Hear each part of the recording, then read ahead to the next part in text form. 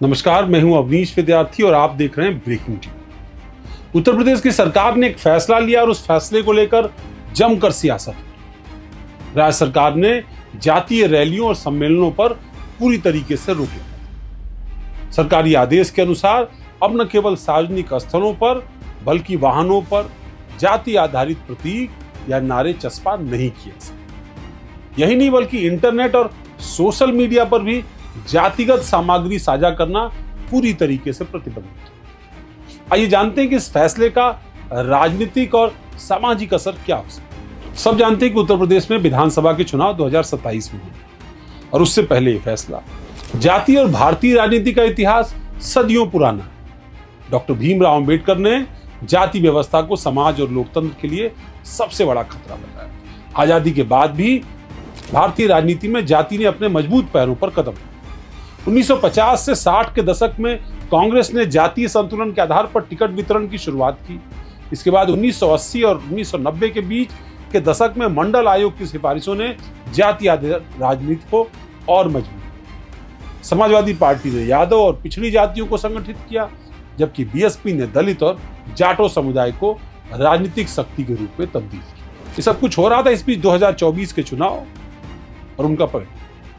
सरकार का आदेश ऐसे समय आया जब पंचायत के चुनाव उत्तर प्रदेश में बेहद नजदीक है और उत्तर प्रदेश में पंचायत के चुनाव सबसे अधिक जाति प्रधान है। 2015 और 2021 के पंचायत चुनाव दर्शाते हैं कि उम्मीदवार अक्सर अपने जातीय समूहों के वोटों के दम पर चुनाव लड़ते। गांव और कस्बों में मतदान का पैटर्न पूरी तरीके से जाति आधारित। इसलिए अब जातीय रैलियों पर रोक से चुनावी समीकरण पूरी तरीके से तब्दील हो सकते हैं, ऐसा तमाम विश्लेषकों का मानना है। इधर यूपी सरकार का कहना है कि यह कदम सामाजिक समरसता और समानता लाने के लिए उठाया। आदेश के मुताबिक जाति आधारित रैलियां, सम्मेलन पूरी तरीके से प्रतिबंधित हैं। सोशल मीडिया और इंटरनेट पर जाति आधारित सामग्री साझा न हो, इसके लिए विशेष प्रयास किए और निर्देश भी। प्रशासनिक और पुलिस अभिलेखों से जाति का उल्लेख पूरी तरीके से हटाया जाए। सार्वजनिक स्थानों, वाहनों, साइन बोर्डों से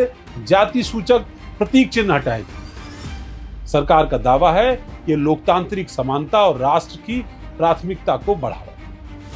इसकी शुरुआत हालांकि एफआईआर में जाति के नाम को लेकर के हाईकोर्ट के आदेश से, लेकिन विपक्ष इस आदेश को लोकतांत्रिक अधिकारों पर पूरा प्रहार मानता। सपा का कहना है कि पिछड़ों और दलित वर्गों की आवाज को दबाया जाए।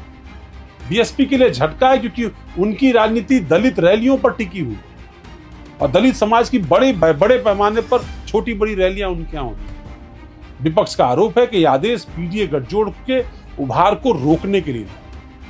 क्या लोकतंत्र में जाति पहचान के साथ संगठित होने का अधिकार सीमित किया जा रहा है? ये सबसे बड़ा सवाल। अभी आदेश तो हो गया, लेकिन इसकी व्यवहारिक चुनौतियां भी बहुत सी। लाखों Facebook page, YouTube channel, WhatsApp group जातीय राजनीति पर सक्रिय। गांव कस्बों में जाति सिर्फ राजनीति नहीं बल्कि सामाजिक व्यवहार का हिस्सा है। पुलिस और प्रशासनिक दस्तावेजों से जाति हटाने से सरकारी योजनाओं पर बड़ा असर पड़ सकता है। इसलिए माना जा रहा है कि व्यवहारिक तौर पर इसको धरातल पर उतारना बहुत कठिन हो, खासतौर पर यूपी बिहार जैसे राजनीतिक परिवेश में। प्रसिद्ध राजनीतिक विशेषज्ञ क्रिस्टोफ जेफर लॉर्ड के अनुसार जातीय राजनीति ने लोकतंत्र को गहराई तो दी है, लेकिन जातीय पहचान को अस्थायी रूप से चस्पा कर। संक्षेप में कहें तो जाति राजनीति लोकतंत्र में भागीदारी का माध्यम तो है, लेकिन विभाजन का औजार है। इसके सकारात्मक असर की बात करें तो समाज में समरसता तो बढ़ सकती है। राजनीतिक दल मुद्दा आधारित राजनीति करने पर मजबूर हो सकते हैं। युवा वर्ग रोजगार और विकास जैसी बातों पर ध्यान दे सकता है।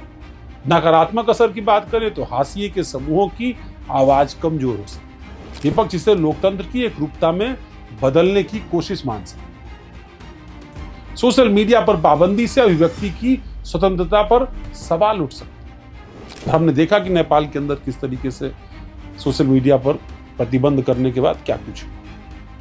उत्तर प्रदेश में जातीय रैलियों पर रोक साहसिक और विवादास्पद कदम हो सकता है। अगर इस सख्ती से लागू हुआ तो जातीय राजनीति को तो हिला देगा, लेकिन केवल कागजों। अब अगर केवल कागजों पर रह गया तो राजनीतिक रणनीति से अधिक कुछ नहीं रहेगा। आखिर में सवाल यही है कि क्या राजनीति को जाति से अलग किया जा सकता है?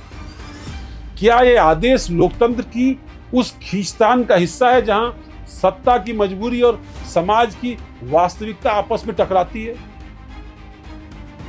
आपको हमारा विश्लेषण कैसा कमेंट करके हमें जरूर बताइए। हमारे डिजिटल प्लेटफॉर्म और सोशल मीडिया प्लेटफॉर्म्स को फॉलो करना बिल्कुल नहीं। हमारे YouTube चैनल को सब्सक्राइब करिए, हमारा हौसला बढ़ाइए। आप सभी का धन्यवाद। नमस्कार।